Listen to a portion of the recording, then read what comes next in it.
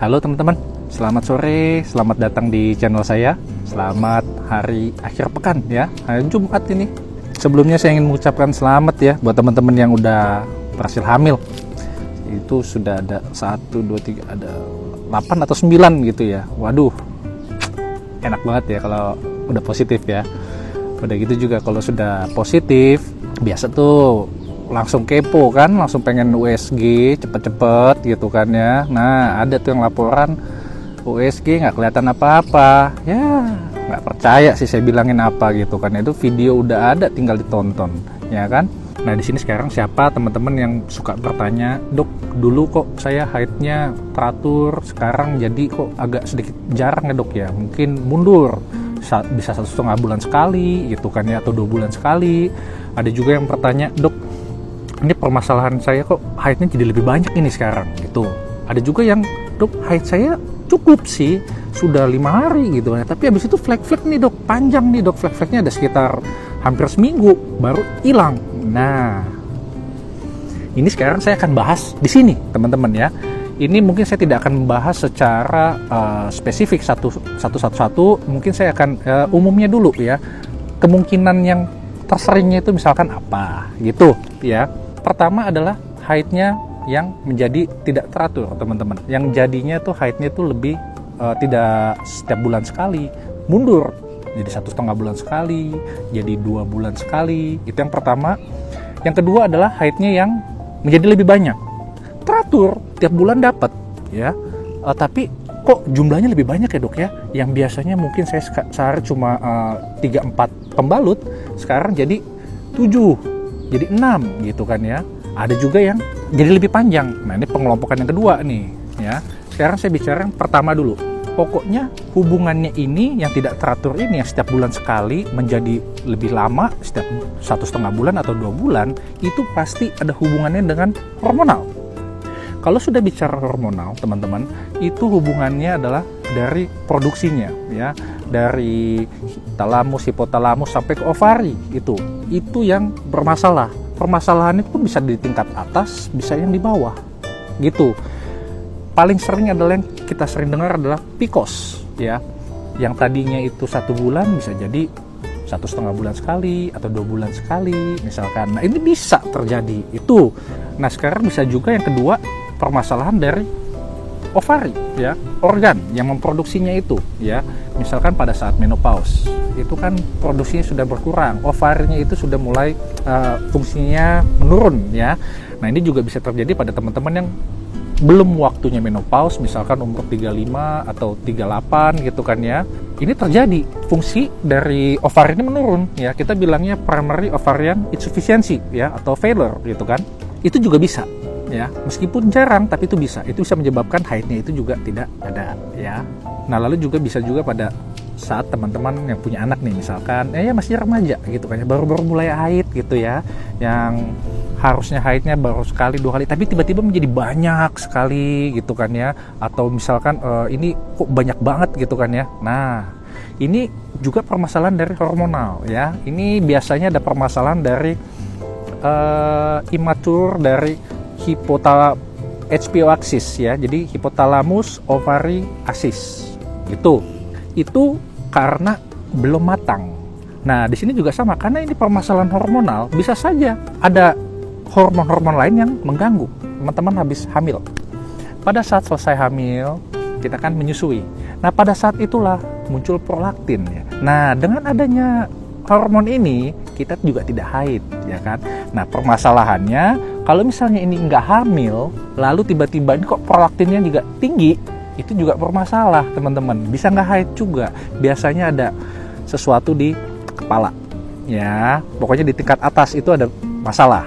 Atau misalkan sudah keguguran gitu kan ya, kok lama nggak haid-haid dok gitu kan ya, lalu bisa flek-flek. Nah ini sebenarnya tentang permasalahan beta HCG juga. Memang ini cukup nggak jarang-jarang banget ya. Sebenarnya penyakit ini yang kita bilang tropoblas ini cukup sering juga. Jadi makanya itu beta HCG itu teman-teman ya, apabila teman-teman sudah keguguran atau gimana, itu ada baiknya juga melihat apakah ini masih betulan sudah negatif atau belum. begitu. Karena kalau memang ini masih tinggi sekali gitu kan, itu juga menghambat terjadinya ovulasi. Ya, ini juga bisa terjadi. Nanti disangka ada flek-flek, oh saya haid, padahal sebenarnya itu bukan haid. Hormonal ini sebenarnya cukup luas, ya, sangat-sangat luas. Nanti kita akan bahas satu-satu gitu kan ya, mungkin tentang PCOS-nya itulah gimana atau gimana selanjutnya. Nah sekarang kedua, adanya gangguan dari rahim itu. Ya, jadi yang pertama itu adalah di masalah hormonal sampai itu. Yang kedua, permasalahan dari alat-alatnya. Alat-alat yang maksudnya itu adalah rahim gitu.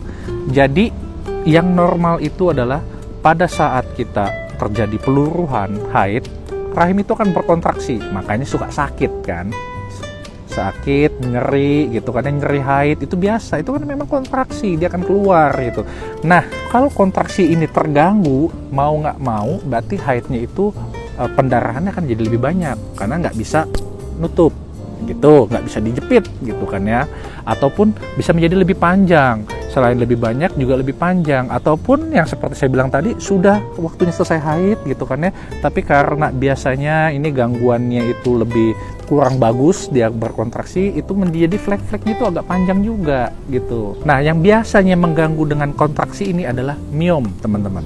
Jadi pada saat miom itu ada gitu kan ya, rahim itu apalagi juga cukup besar, itu kontraksinya itu sedikit terganggu, dia punya kontraksi terganggu, itulah terjadi pendarahannya yang lebih banyak gitu. Itu yang pertama. Lalu kedua, misalkan miom juga bisa mempengaruhi dari luas endometrium teman-teman. Jadi maksudnya teman-teman udah tahu endometrium yang di dalam itu cuma lapisannya itu pendek gitu kan ya. Tapi dengan adanya miom di tengah-tengah, apalagi submukosa gitu ya, itu lapisannya kan lebih banyak, lebih luas. Disitulah bisa terjadi pendarahannya yang sangat banyak karena luasnya itu juga lebih banyak dibandingkan yang normal. Luas yang dalamnya ya, peluruhannya, luas peluruhannya itu akan jadi lebih banyak, makanya itu akan lebih banyak. Ditambah lagi kontraksinya kurang, makin jadi makin panjang, ya kan? Yang lain adalah adenomiosis. Jadi kalau misalkan adenomiosis ini juga sama teman-teman. Jadi ini tetap rahimnya menjadi membesar gitu kan ya, kontraksinya pun berkurang, bisa menjadi banyak juga. Ini ditambah lagi dengan nyeri haid yang amat sangat sakit. Itulah adenomiosis teman-teman ya. Kemungkinan lainnya adalah misalnya adanya polip. Jadi dengan adanya polip ini biasanya itu haid juga bisa menjadi lebih banyak teman-teman. Dan setelah itu, setelah selesai haid juga nih, nanti di hari-hari ke-12 atau yang seharusnya nggak haid, kok bisa flek-flek? Banyak ini, pasti banyak teman-teman yang, oh dok saya dicek ini ternyata polip dok, ya kan, sudah dikuret hasilnya polip dok, ini ada, ataupun memang di ultrasound sudah kelihatan ini ada polip gitu. Jadi memang untuk mengetahui polip ini dari ultrasound itu bisa kalau cukup besar ya, tapi ya paling bagusnya adalah kita melihat ke dalam ya, dilihat paling bagusnya itu di dalamnya itu betul nggak, gimana ada polip atau enggak. Jadi di sini adalah pendahuluan dulu ya. Jadi teman-teman sudah tahu ini mengarah kemana. Kalau misalnya tiba-tiba teman-teman sudah cek, ini ada miomnya nih, tahu-tahu besoknya haidnya menjadi lebih banyak dan lebih panjang. Oh itu jelas karena miomnya. Kadang-kadang kan ketahuan tuh, nih ada miom ya bu ya, gitu ya kan. Oke, gampang ya teman-teman ya. Jadi teman-teman udah bisa tahu kalau punya pertanyaan semacam yang mana, teman-teman bisa mengarah kemana nih kayak saya ya. Nanti kalau misalkan teman-teman ada yang mau lebih spesifik, kita bicara ke sana nanti. Oke? Jadi semoga video saya ini bermanfaat buat teman-teman semua, apalagi suka banyak nanya ya. Sampai saya bikin ini saya terima kasih banyak karena itu merupakan ide buat saya. Jadi buat teman-teman yang baru datang, selamat bergabung. Semoga saya bisa memberikan informasi yang berguna untuk teman-teman semua. Saya mengucapkan terima kasih sudah bergabung. Juga saya mengucapkan terima kasih banyak untuk teman-teman yang selalu mendukung saya ya. Jadi buat teman-teman seperti biasa, saya biasanya itu menjawab itu malam. Semoga video saya ini bermanfaat. Akhir kata, saya Dr. Vena, saya mengucapkan terima kasih. Oh baby don't cry, 'cause there's more